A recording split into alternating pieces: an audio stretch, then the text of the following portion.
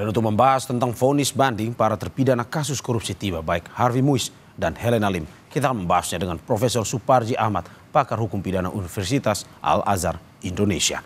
Selamat pagi Prof. Terima kasih sudah bergabung di Sapa Indonesia Pagi hari ini.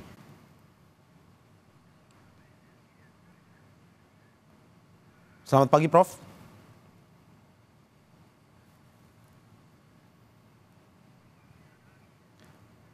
Selamat pagi, Prof. Suparji Ahmad.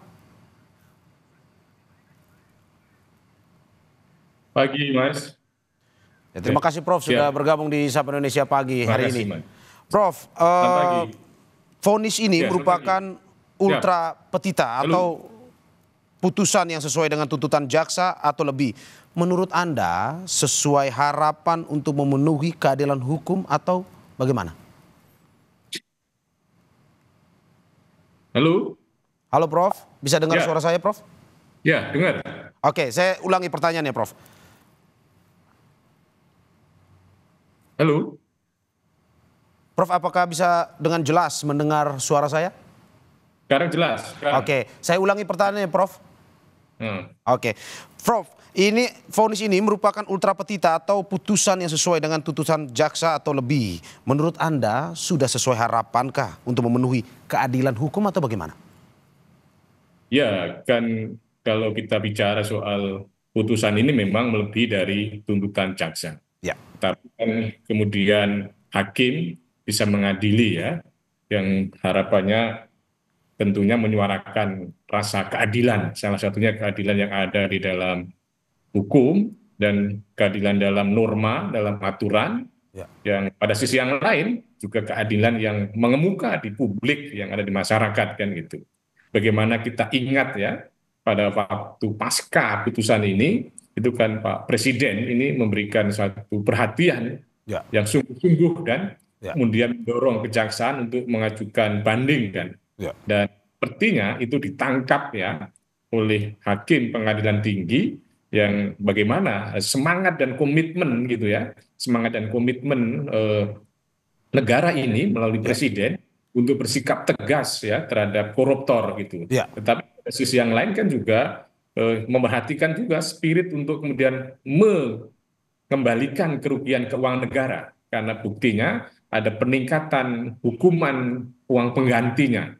Jadi itulah yang ada gitu yang kemudian apakah itu sesuai dengan suara masyarakat ya tentunya kan kita bisa menilai kan bahwa ada ada spirit, ada semangat ya untuk menimbulkan efek jera yang lebih, maka hukumannya seperti itu. Tetapi lagi-lagi ini kan mungkin saja masih ada proses untuk berikutnya apakah kemudian kasasi gitu ya. Oke.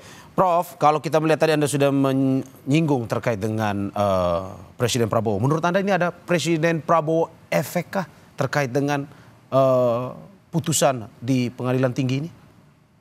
Ya menurut saya itu tidak bisa kemudian kita kategorikan presiden efek kan ya karena apa? Karena dalam proses penegakan hukum kan harus mendasarkan pada fakta dan alat bukti kan gitu.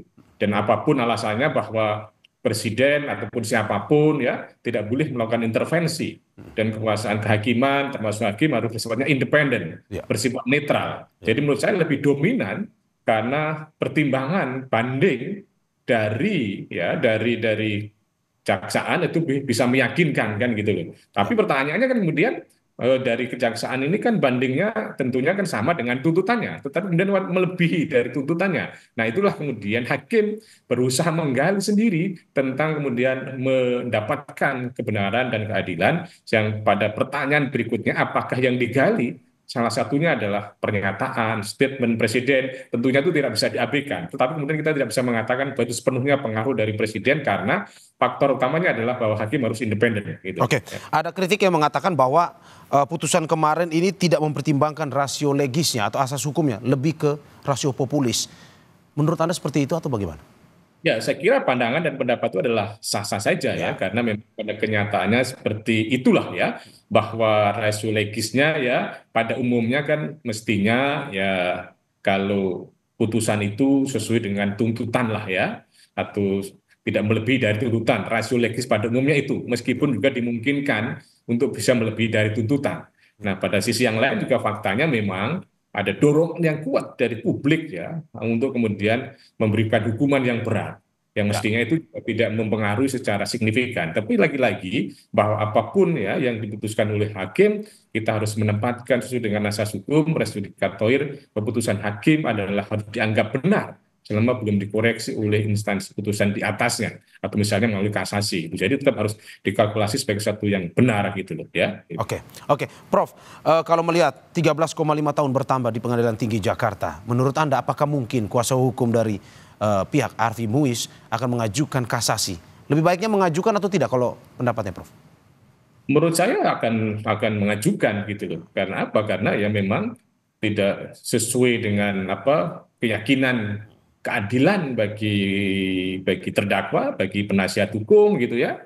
Tetapi mungkin saja ada kekhawatiran juga, jangan-jangan nanti nambah gitu loh. Ya. Jangan nambah di kasasi. Tetapi menurut saya tidak perlu berasumsi nambah gitu. Tetapi yang terpenting kalau punya alasan, punya argumentasi yang kuat kan, pasti di tingkat kasasi akan bisa melakukan apakah ada kesalahan penerapan hukum, kesalahan penilaian alat bukti, kesalahan dalam menilai fakta persidangan, dan lain sebagainya.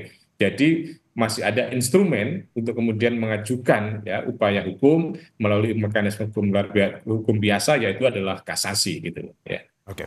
Terima kasih Profesor Suparji Ahmad, pakar hukum pidana Universitas Al-Azhar Indonesia, dan kita ikuti terus perkembangan dari kasus Harvey Muiz ini. Sekali lagi terima kasih Prof, sehat selalu.